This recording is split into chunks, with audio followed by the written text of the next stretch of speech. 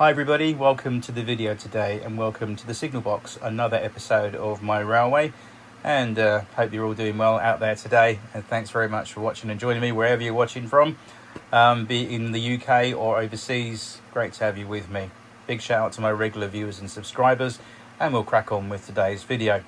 So before we get running some trains, got some unfortunate news to share with you guys, and it's news that I'm a little bit disappointed to share, but unfortunately, out of the 3 Accurascale buck jumpers that I pre-ordered and I've got, one of which is going to have to go back to the factory. Sadly, it's developed quite a serious fault in that I placed it on the layout this morning and went to fire it up and run it round, and I could hear the motor going, but the loco was quite stationary or very hesitant. And I thought, oh, I know exactly what that problem is. It means that the gear cog inside has become disengaged for whatever reason from the worm drive with the gear. That doesn't normally happen. And the only reason you get that problem, unfortunately, is if the gear itself has split. Now, I wasn't going to sit and dismantle my buck jumper on the dining room table this afternoon because, number one, although I competently can do it mechanically, every single Accurascale product, whether it's a wagon or a coach or a loco, has a lifetime warranty by Accurascale. So what I'm going to have to do is send it back in the box to the factory and see what they can do, if they can fix it or replace it completely. They do stipulate in their terms and conditions that if you have one of their products and you have renumbered it, or you've weathered it or added things like a crew or coal, stuff like that, that's perfectly fine. They will honour your original purchase and either exchange it or repair it for nothing. But if you've obviously tampered with it mechanically and added something or removed something, obviously that voids the warranty. So rather than me faff around and breaking it further or, damaging it possibly, it isn't broken by myself. It's probably something that's just happened out of 1 in 1,000. So it's a little bit sad. But luckily, the Liverpool Street Pilot, the dark blue one, and the Great Eastern Railway Ultramarine Blue, those two are fine. It's the little black one that Puffin Billy, as I call him, is out of service, sadly. But that's okay. We'll send it off to Stratford Works, and they'll take care of it. Uncle Percy will fix that, no worries. I'm not that disappointed. I can live with it. I mean, because to be honest with you, they are such fine models. I'm frightened to take them out of the box because they are so fragile and so intricate. So they're not something I normally run every time. But anyway, I can get it sent off and they'll deal with it anyway. So anyway, let's get something running today. Back to a regular model, I suppose.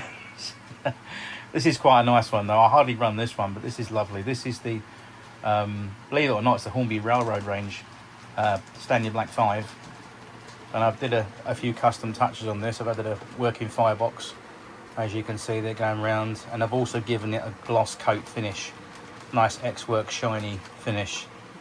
A bit like the one that's up at the North Yorkshire Moors Railway, I do believe.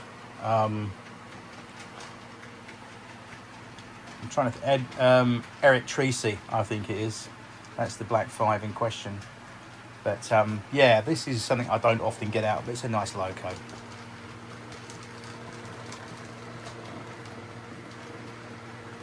And it's hauling a little rake of Lima coaches as well behind there. Those are quite vintage, but I weathered a few of those as well. So, what the hell, looks quite nice, I think, anyway.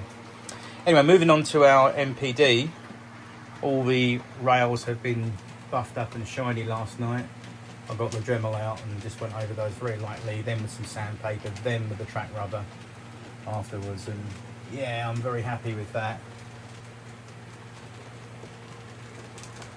I think that looks pretty grand. Quite happy with that.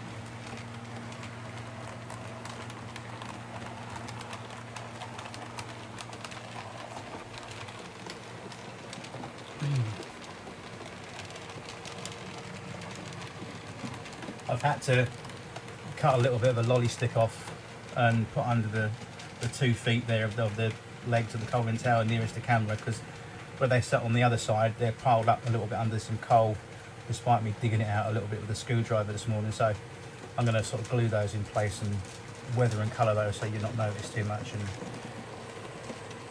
probably put a bit of vegetation or something around it like that. But anyway, it's in and it looks good and I'm quite happy with that. So yeah.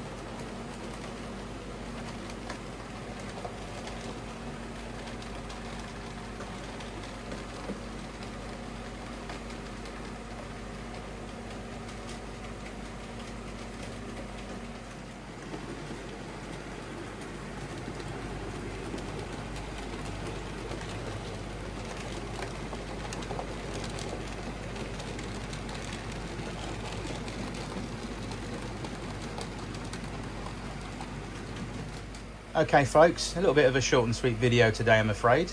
So I'll see you next time in another video, and hopefully in the next video we'll have the little buck jumper all repaired or replaced chassis wise, hopefully by Accurascale. I've got to send that off most likely next week at some point, and get that taken care of. A bit of a downer, to be honest with you, but the other two are okay, but it's not the thing. But anyway, these things are sent to try us, and maybe it's just a 1 in a million chance that happened. But I do recognise the symptoms from obviously owning the majority of Hornby and Bachmann models. I recognise that sound and that symptom. The motor's whirring away, but the loco's static. That just says the gear has gone kaput. It's either sheared off or split on the axle, so it's basically not engaging with the axle nicely and turning the wheel and so forth. But anyway, it's a slight hiccup in the road, but never mind. Such is life. And yeah, I'll see you in the next video. Take care now. Bye bye.